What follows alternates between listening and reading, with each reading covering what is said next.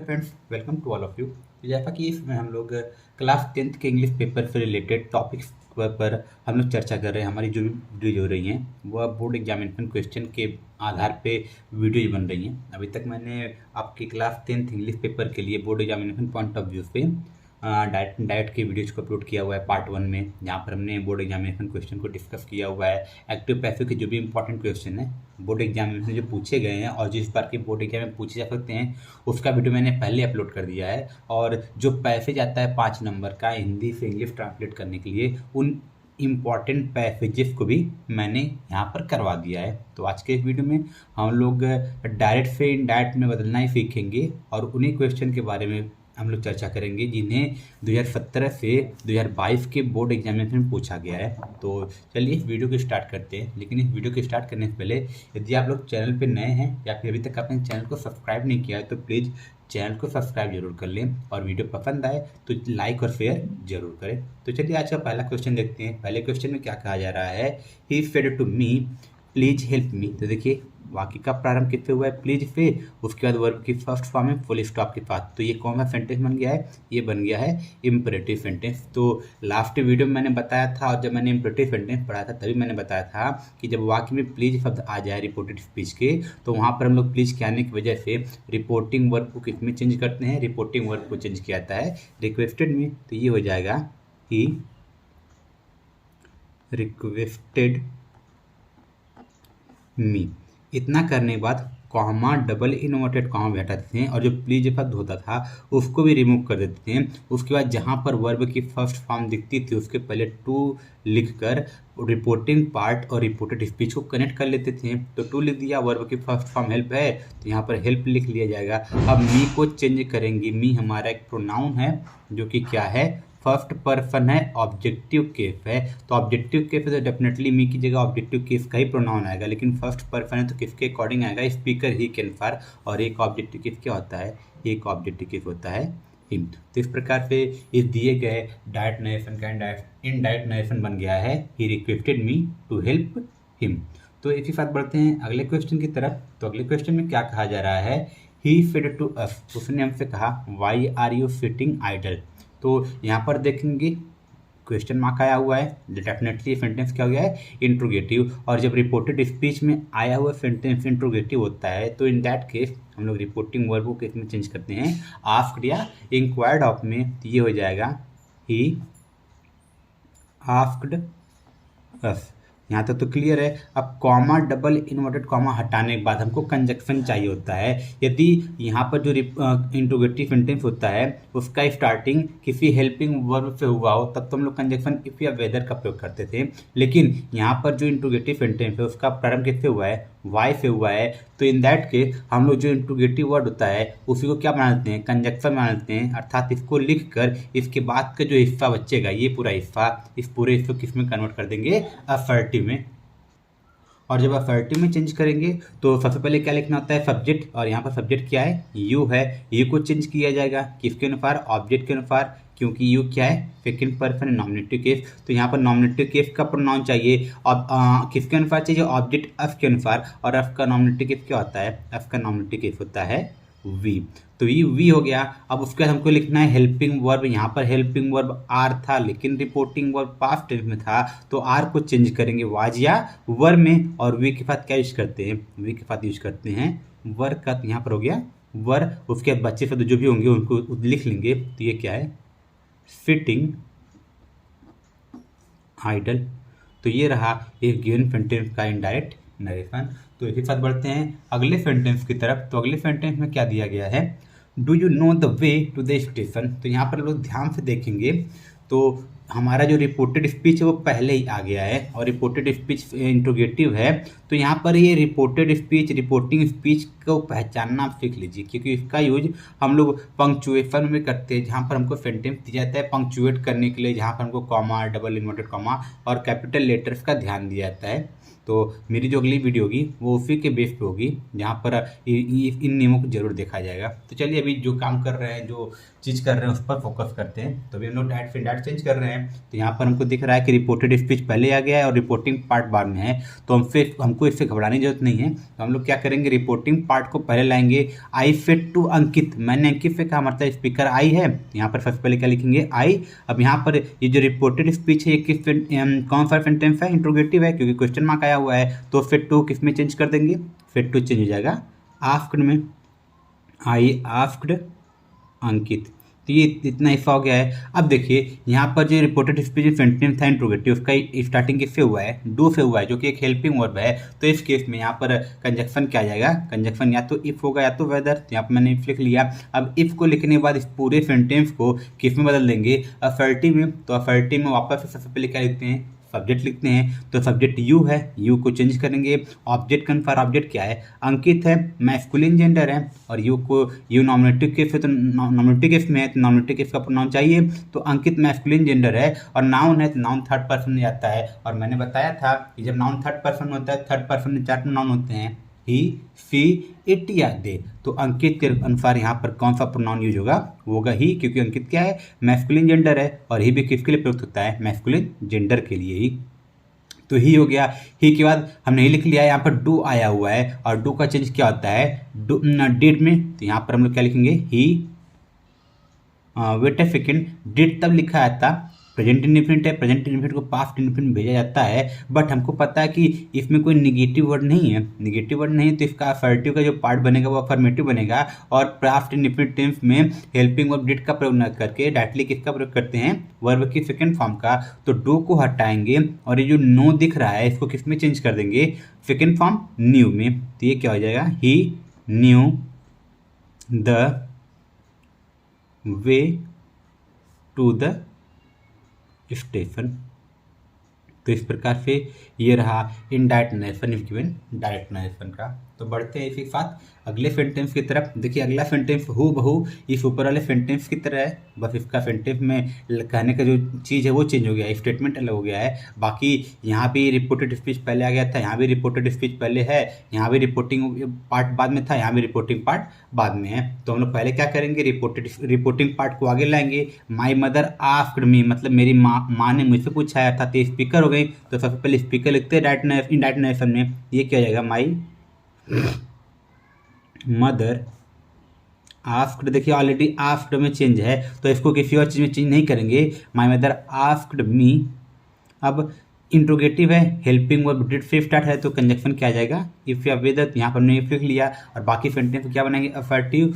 तो subject you है, you को चेंज करेंगे, सेकंड पर्सन है, नॉमिनेटिव केस। जब सेकंड पर्सन तो ऑब्जेक्ट के अनुसार चेंज करेंगे। ऑब्जेक्ट क्या है, मी है, तो नॉमिनेटिव केस में था यू, तो हमको क्या चाहिए, मी का नॉमिनेटिव केस चाहिए होगा, और मी का नॉमिनेटिव केस क्या होता है, आई। तो यहाँ पर देखिए डिड आया हुआ है पास्ट इंडेफिनिट टेंस, और पास्ट इंडेफिनिट टेंस को किस में चेंज करते हैं, पास्ट इंडेफिनिट चेंज होता है पास्ट परफेक्ट में, और पास्ट परफेक्ट का हेल्पिंग वर्ब क्या होता है, हैड। तो हो गया आई हैड। अब डिड के साथ वर्ब की फर्स्ट फॉर्म है, लेकिन हैड के साथ क्या आता है, वर्ब की थर्ड फॉर्म। तो यहाँ लॉक फर्स्ट फॉर्म है, तो इसका थर्ड फॉर्म यूज करेंगे, तो ये क्या हो जाएगा, locked. I had locked the front, last में क्या बचा हुआ शब्द है, डोर। तो ये रहा। अब अफर्टिव बनाया तो डेफिनेटली फुल स्टॉप आएगा, क्वेश्चन मार्क की जगह। तो ये रहा गिवन सेंटेंस का इनडायरेक्ट नरेशन। अब बढ़ते हैं अगले सेंटेंस की तरफ। तो अगले सेंटेंस में क्या कहा जा रहा है, the teacher said to the boy give me your book. तो यहाँ पर देखिए अध्यापक ने लड़के से कहा अपनी किताब मुझे दो, तो वर्ब की फर्स्ट फॉर्म से स्टार्ट है, तो ये क्या गया, इंपरेटिव। और अध्यापक लड़के से कर रहे हैं तो डेफिनेटली ऑर्डर देंगे। तो इस केस में सेड टू को किस में चेंज करेंगे, ऑर्डर्ड में। तो ये क्या आ जाएगा, the teacher ordered the boy. इतना लिखने के बाद कॉमा डबल इन्वर्टेड कॉमा हटाकर जहाँ पर वर्ब की फर्स्ट फॉर्म है उसके पहले टू लिख लेंगे, और उसका लिखेंगे गिव को गिव। अब देखिए मी प्रोनाउन मिल गया, मी को चेंज करेंगे, मी फर्स्ट पर्सन है, ऑब्जेक्टिव केस है, फर्स्ट पर्सन है, तो स्पीकर द टीचर के अनुसार चेंज होगा। तो ऑब्जेक्टिव केस चाहिए। अब देखिए टीचर क्या होता है, कॉमन जेंडर होता है, इसका मतलब यह मैस्कुलिन भी हो सकता है, फेमिनिन भी हो सकता है, लेकिन सिंगुलर है। तो हम लोग यहाँ पर चाहे तो हर लिख लें मैस्कुलिन के अनुसार, या फिर हिज लिख लें सॉरी, हर लिखेंगे फेमिनिन कन्फर और हिज लिखेंगे मैस्कुलिन कन्फर। किसी एक का प्रयोग कर सकते, दोनों में से किसी एक का भी प्रयोग किया जा सकता है। तो गिव हिम, या यहाँ पर हिम हो जाएगा, ऑब्जेक्टिव किस चाहिए नहीं, यहाँ पर हिम हो जाएगा, हिम या हर। अब योर को भी चेंज करेंगे, योर किसके अनुसार, द बॉय। ये तो कंफर्म हो गया है कि ये किसके लिए आया है, लड़के के लिए। तो देखिए हम लोग यहाँ पर दो चीज़ें कर रहे हैं, दो प्रोनाउन को चेंज कर रहे हैं थर्ड पर्सन के अनुसार। तो यहाँ पर इसको चेंज किया जाए किसके अनुसार, द टीचर के अनुसार। तो यहाँ पर ब्रैकेट में लिख लेंगे द टीचर, सो दैट कोई कन्फ्यूजन ना हो कि हमने किसको किसके अनुसार चेंज किया है। यहाँ पर द टीचर हो गया, क्योंकि हम लोग वापस योर को चेंज करेंगे द बॉय के अनुसार। योर है पॉसेसिव किफ, तो पॉसेसिव किफ यहाँ पर चाहिए। द बॉय लड़का है, सिंगुलर है, तो मैस्कुलिन जेंडर में है, और मैस्कुलिन जेंडर में प्रोनाउन क्या यूज करते हैं, ही का, और ही का पॉसेसिव किफ क्या होता है, हिज होता है। अब देखिए हिज किसके अनुसार आया है, हिज आया है बॉय के अनुसार। यहाँ पर ब्रैकेट में क्या लिख लेंगे, द बॉय, और लास्ट में बच्चा शब्द क्या है, बुक, तो ये लिख लेंगे बुक। तो आपस में सेंटेंस को बताया था मैं क्या किया है मैंने। ये सेंटेंस में देखिए, फर्स्टली ये इंपेरेटिव सेंटेंस था, अध्यापक ने लड़के से कहा है तो ऑर्डर दिया था, तो उन्होंने रिपोर्टिंग वर्ब को चेंज कर दिया ऑर्डर्ड में। उसके बाद हमको मी को चेंज करना था, योर को चेंज करना था। हम लोग देखेंगे मी सेकेंड पर्सन है, सॉरी मी फर्स्ट पर्सन है, योर सेकेंड पर्सन है। तो first person speaker the teacher के अनुसार, और second person the boy, object the boy के अनुसार चेंज करेंगे। तो अब जब हम लोग थर्ड पर्सन में जाएंगे, क्योंकि ये दोनों ही प्रोनाउन जो है, जो ये दोनों नाउन है, और नाउन किस में आता है, थर्ड पर्सन में होता है। तो हम लोग कंफ्यूजन से बचने के लिए जब हमने मी को चेंज किया, तो वहाँ पर या तो हर आ गया या तो हिम आ गया है। तो यहाँ पर हम लोग ब्रैकेट में जिसके अनुसार चेंज किए हैं, ये मी किसके अनुसार चेंज हुआ है, द टीचर के अनुसार। तो हमने ब्रैकेट में क्या लिख दिया है, द टीचर। उसके बाद हमने योर को चेंज किया है ऑब्जेक्ट द बॉय के अनुसार, तो योर को चेंज करके हमने हिज लिख लिया है। अब जिसके अनुसार चेंज किया है द बॉय, उसको ब्रैकेट में लिख लिया है यहाँ पर द बॉय। तो ये रहा इस गिवन सेंटेंस का इनडायरेक्ट नरेशन।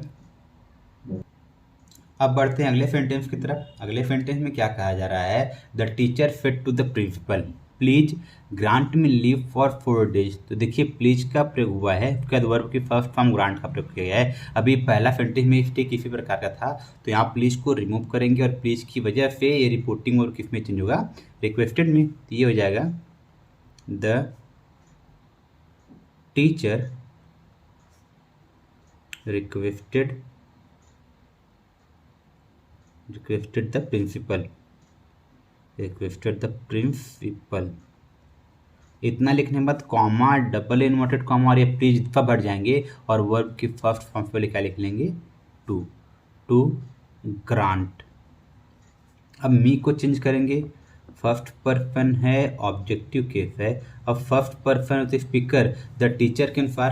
अब वापस से भी मैंने ऊपर बताया जो टीचर शब्द होता है, अध्यापक स्त्री भी हो सकता है, पुरुष भी हो सकता है। तो अब यहाँ पर तुम लोग कंफर्म तो नहीं बोल सकते हैं किस जेंडर में है, तो हम लोग दुविधा से बचने के लिए अगर कोई चाहे तो इसको मैस्कुलिन जेंडर के अनुसार यहाँ पर लिख सकता है, और कोई चाहे तो फेमिनिन जेंडर के अनुसार भी यहाँ पर लिख सकता है। अर्थात ऑब्जेक्टिव केस चाहिए तो मैस्कुलिन जेंडर में हिम, या फिर फेमिनिन जेंडर में हर, इन दोनों से किसी का प्रयोग किया जा सकता है। तो ये क्या हो गया, the teacher requested the principal to grant him, या फिर क्या लिखा है, हर, क्या चीज़। अब जो बचा हुआ शब्द है यहाँ तो उसको लिख लेंगे, ये हो जाएगा लीव फॉर 4 days ओनली। तो ये रहा इस गिवन सेंटेंस का इनडायरेक्ट नरेशन। तो इसी के साथ बढ़ते हैं अगले सेंटेंस की तरफ। अगले सेंटेंस में क्या कहा जा रहा है, he said to me will you help me today. तो यहाँ पर देखिए क्वेश्चन मार्क और विल पे स्टार्ट है, अर्थात फर्स्ट टाइप इंट्रोगेटिव है, तो सेड टू को चेंज करेंगे आस्क्ड में। ये क्या हो जाएगा, ही आस्क्ड मी।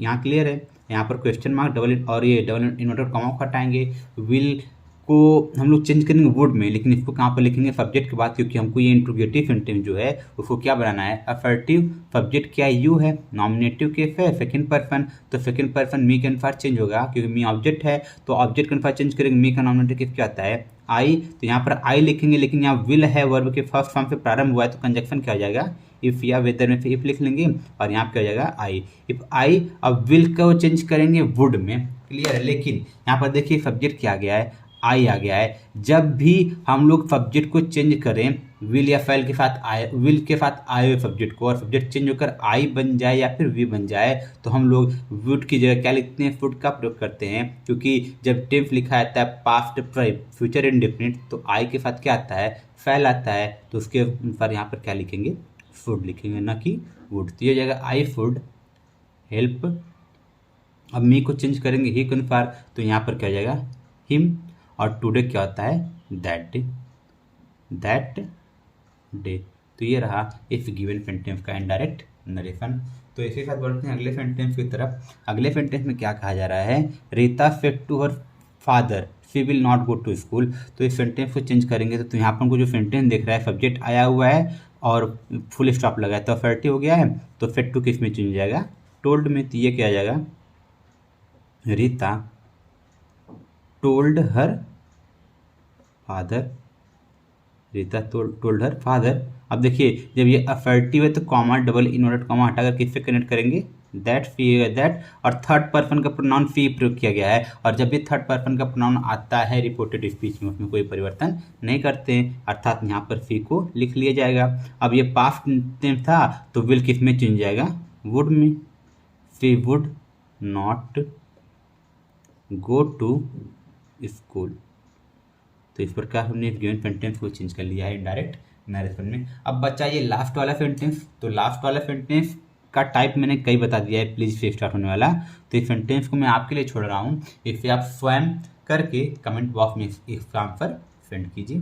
तो इसी बात मैं इस वीडियो को समाप्त कर रहा हूँ। अगला जो वीडियो मेरा होगा, लास्ट वीडियो होगा आपके एग्जाम पॉइंट ऑफ व्यू से, जिसमें हम लोग दिए गए सेंटेंस को पंक्चुएट करेंगे। वो भी इम्पॉर्टेंट टॉपिक है, ये क्वेश्चन तो डेफिनेटली आना ही आना है। तो वहाँ पर उस वीडियो में पंक्चुएट तो करना सिखाऊंगा बोर्ड एग्जामिनेशन क्वेश्चन को, साथ ही साथ मैं उनके रूल्स को भी बताऊंगा कैसे हमने पंक्चुएट किया हुआ है। तो इसी के साथ मैं इस वीडियो को समाप्त कर रहा हूँ। Tata bye bye, thank you.